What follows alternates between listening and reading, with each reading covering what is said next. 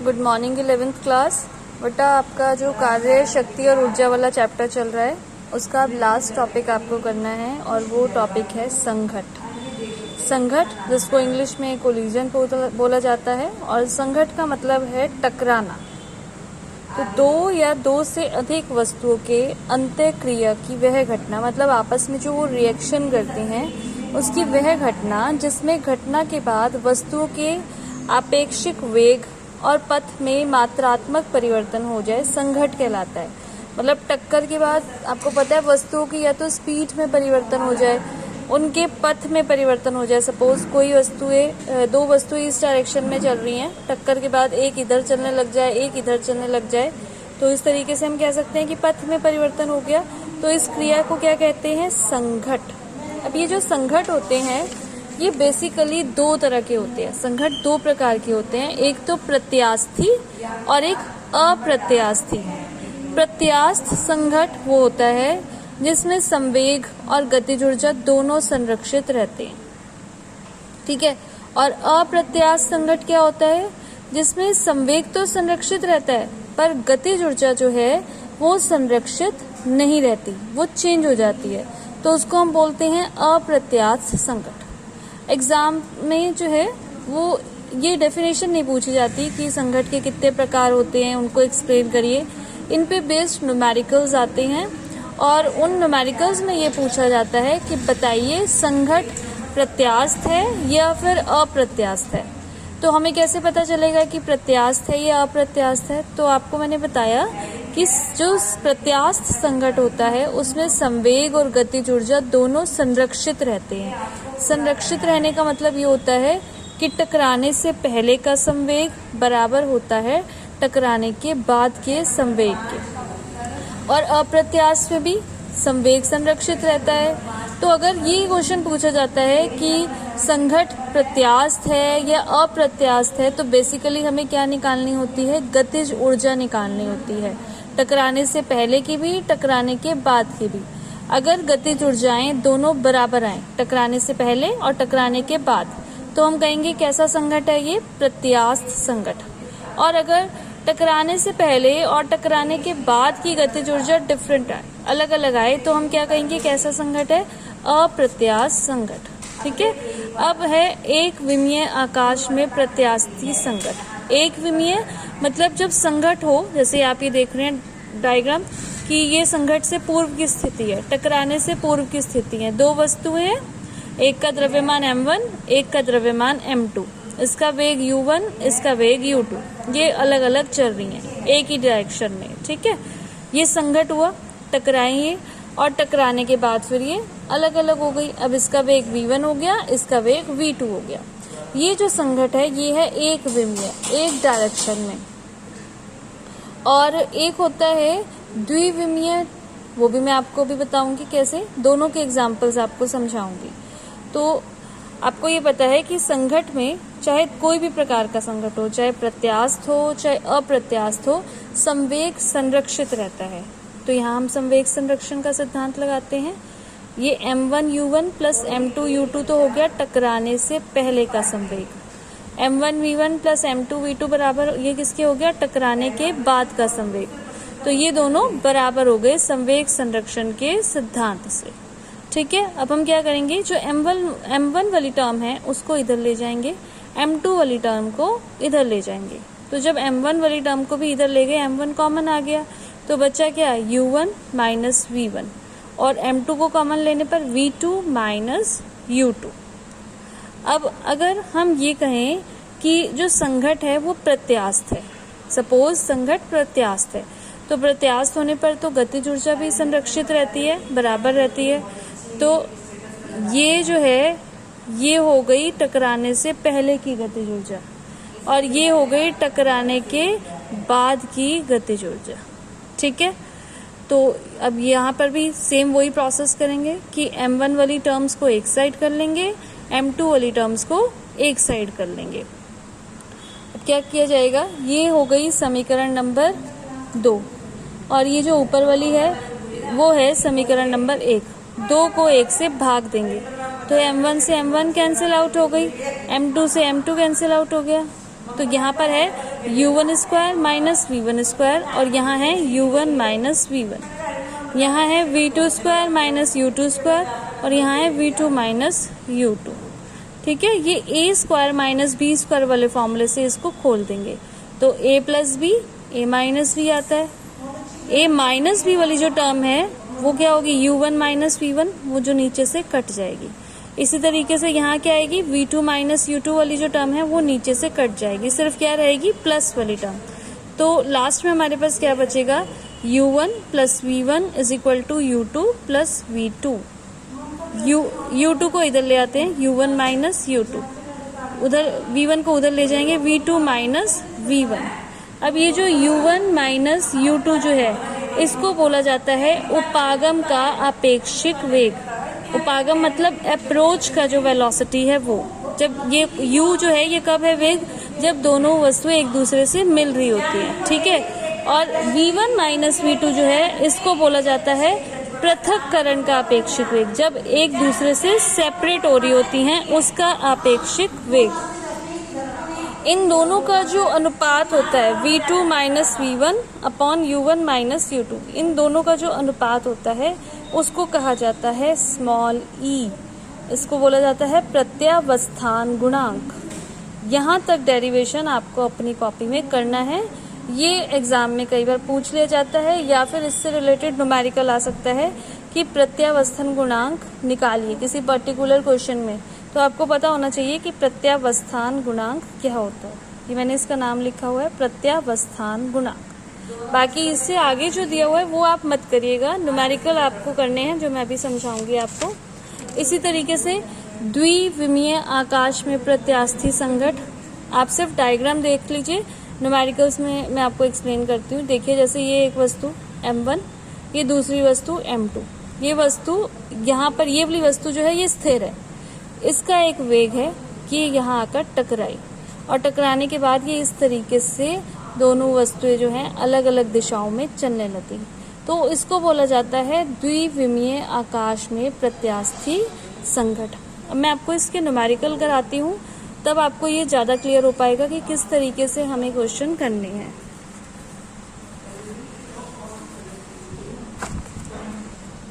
देखिए क्वेश्चन मैंने लिखा हुआ है 20 किलोग्राम द्रव्यमान की एक वस्तु जो कि 10 मीटर पर सेकंड के वेग से गतिशील है 5 किलोग्राम की स्थिर वस्तु से टकराती है। टक्कर के बाद ये दोनों वस्तुएं एक दूसरे से चिपक जाती हैं, तो गणना करिए संयुक्त द्रव्यमान किस वेग से गति करेगा। टक्कर से पूर्व संपूर्ण निकाय की गतिज ऊर्जा कितनी है, टक्कर के बाद कितनी है, यह टक्कर प्रत्यास्थ है या अप्रत्यास्थ। तो ये आंसर तो हमें लास्ट में पता चलेगा कि टक्कर प्रत्यास्थ है या अप्रत्यास्थ। वो कैसे पता चलेगा, अगर टक्कर से पहले की गतिज ऊर्जा और बाद की गतिज ऊर्जा इक्वल आएगी तो हम कहेंगे कि टक्कर प्रत्यास्थ है, अदरवाइज अप्रत्यास्थ। तो इन तरीके के क्वेश्चंस में हम क्या करते हैं, सबसे पहले जो मान दिए जाते हैं वो हम लिख लेंगे। 20 किलोग्राम की द्रव्यमान की वस्तु जो 10 मीटर पर सेकंड के वेग से गतिशील है, तो m1 दिया हुआ है आपको, ये हमारा सॉल्यूशन है। m1 दिया हुआ है 20 किलोग्राम, इसका वेग दिया हुआ है 10 मीटर पर सेकंड। ठीक है, 5 किलोग्राम की स्थिर वस्तु से टकराती है, m2 दिया हुआ है 5 किलोग्राम और ये स्थिर है, it means u2 is equal to 0। Clear है। टक्कर के बाद ये दोनों वस्तुएं एक दूसरे से चिपक जाती हैं। टक्कर के बाद क्या होता है, जो द्रव्यमान है वो क्या बन जाएगा, m1 प्लस m2, क्योंकि ये दोनों एक दूसरे से चिपक गई। तो हमें गणना करनी है कि संयुक्त द्रव्यमान किस वेग से गति करेगा। टक्कर के बाद का वेग यानी कि v हमें फाइंड आउट करना है। अब हम क्या लगाएंगे यहाँ पर, संवेग संरक्षण के सिद्धांत से।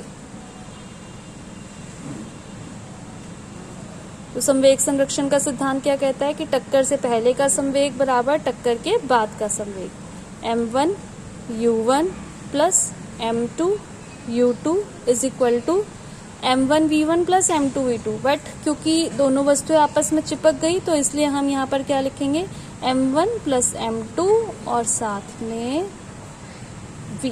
ठीक है, मान रख देते हैं। m1 का मान 20, u1 का मान 10 प्लस m2 का मान 5, u2 का मान 0 और ये 20 प्लस 5 यानी कि 25v। ये तो हो गया 0। 25v इज इक्वल टू 20 की 10 से multiply 200, v is equal to 200 upon 25, 8 metre पर सेकेंड। ये फर्स्ट क्वेश्चन का आंसर कि संयुक्त द्रव्यमान किस वेग से गति करेगा, 8 मीटर पर सेकेंड के वेग से। टक्कर से पूर्व निकाय की गतिज ऊर्जा और टक्कर के बाद की गतिज ऊर्जा।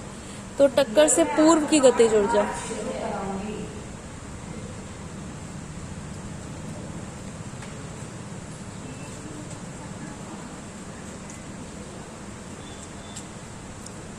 टक्कर से पूर्व की गतिज ऊर्जा किसके बराबर होगी, half m1 u1 square plus half m2 u2 square. मान रख देते हैं, हाफ m1 का मान 20, u1 का मान 10 प्लस, यहाँ मैं मान नहीं रख रही हूँ क्योंकि u2 0 है तो डायरेक्ट ये 0 ही कर रही हूँ। 10, सॉरी यहाँ पर स्क्वायर है तो 10 एक और आएगा। ठीक है, 10 10 10 यानी कि ये हो गया 1000 जूल। ये हो गई टक्कर से पूर्व की गतिज ऊर्जा। अब आप निकालेंगे टक्कर के बाद की गतिज ऊर्जा। तो टक्कर के बाद की गतिज ऊर्जा हाफ, क्योंकि दोनों वस्तुएं जुड़ गई थी तो m1 प्लस m2 और वेग हो गया था जुड़ के v का स्क्वायर, हाफ दोनों जुड़ गए 20 और 5 25 और वेग हमारे पास आया था 8 गुना 8, 2 चौक 8, 25 चौक 100, 100 अट्ठे 800 जूल। तो आपने देखा टक्कर से पहले की गतिज ऊर्जा आई हमारे पास 1000 जूल और टक्कर के बाद की आई 800 जूल।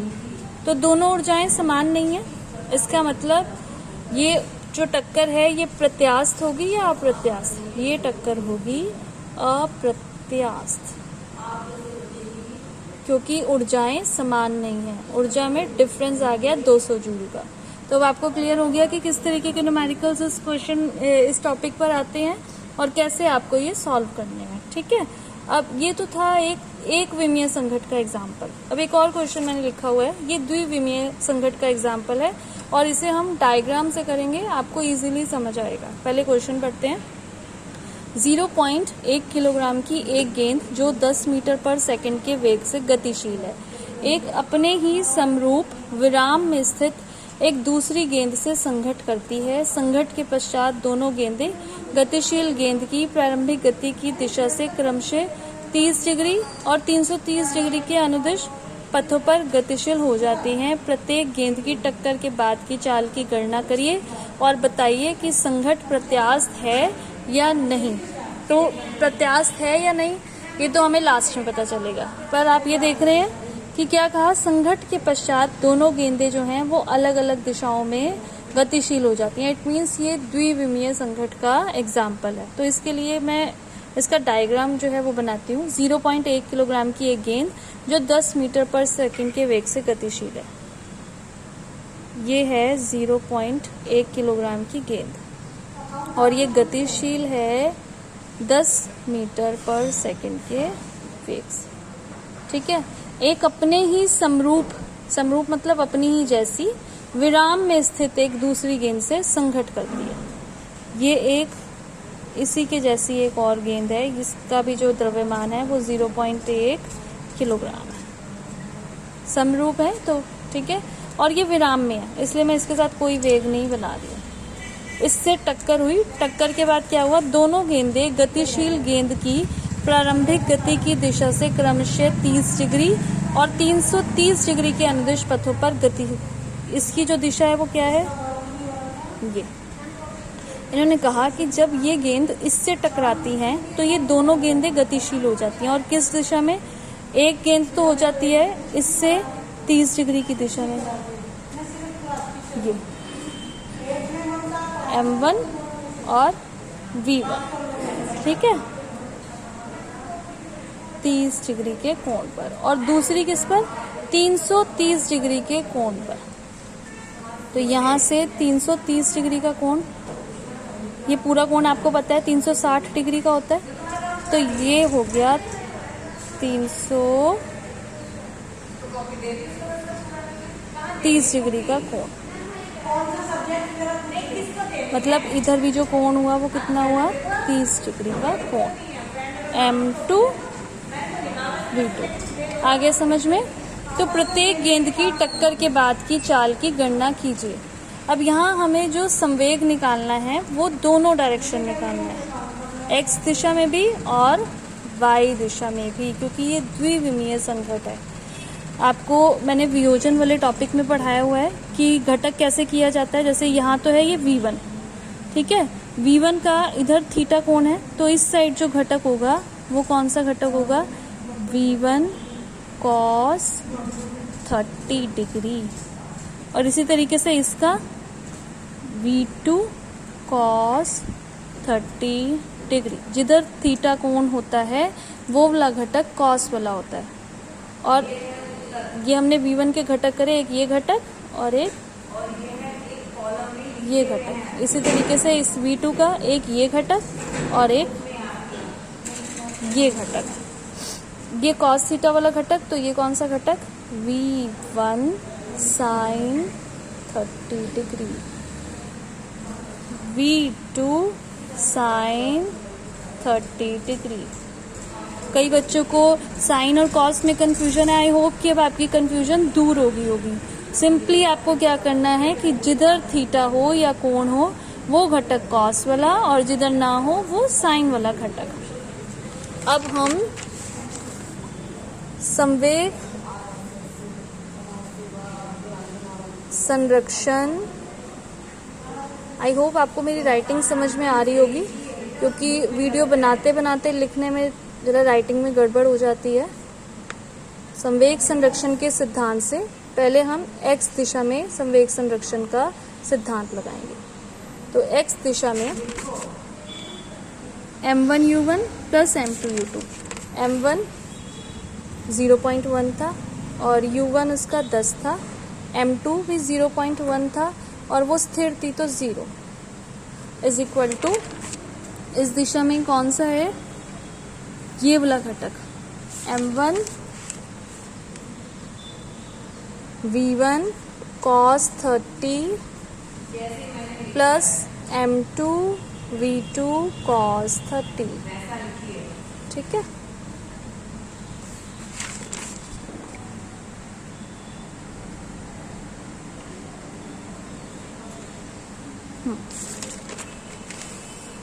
तो इसको जरा पहले सॉल्व कर लेते हैं। 0.1 की जब 10 से मल्टीप्लाई होगी, ये देखिए इस तरीके से आप बिल्कुल सिंपल मल्टीप्लाई कर सकते हैं। पॉइंट हटाया, 10 आया, 0 से 0 गया, तो ये तो बन गया 1, ये 0 हो गया, इज इक्वल टू M1 का मान 0.1, V1 cos 30 का मान होता है √3/2।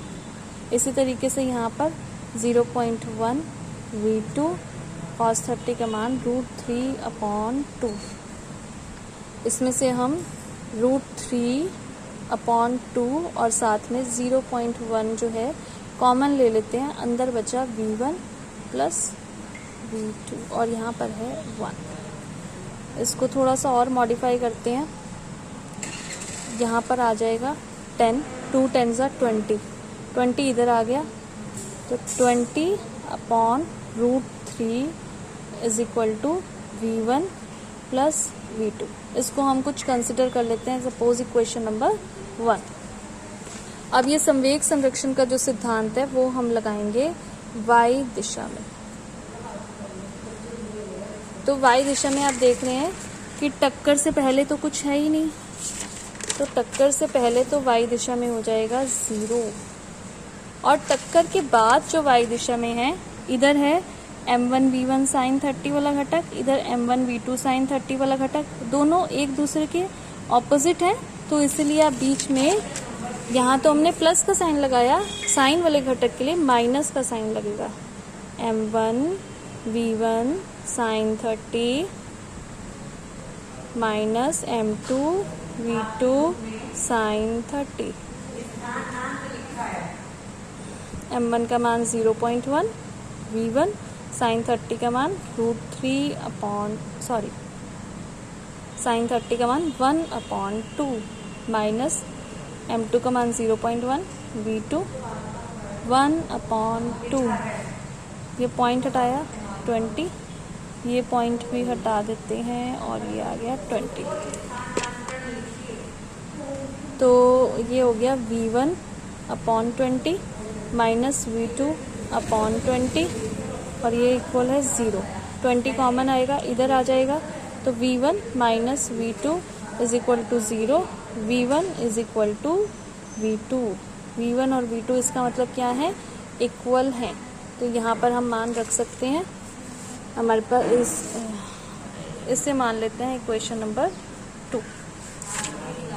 तो इक्वेशन 1 में हम इक्वेशन 1 हमारी थी v1 plus v2 is equal to 20/√3 और v1 और v2 इक्वल हैं, तो v1 की जगह पे v2 रख दें। v1 v2 2v2, ये काट देगा 10/√2 और √3 का मान होता है आई थिंक 1.732। तो ये आप डिवाइड कर लेना, जो भी मान आएगा वो हो जाएगा v2 का मान मीटर पर सेकंड, और हमें पता है कि v1 और v2 समान है, तो वही मान आएगा v1 का। ये आपका नियर अबाउट 5 पॉइंट समथिंग आएगा मान, एग्जैक्टली मुझे नहीं पता, बट 5 पॉइंट समथिंग ये मान आएगा। अब आते हैं अपने क्वेश्चन पे।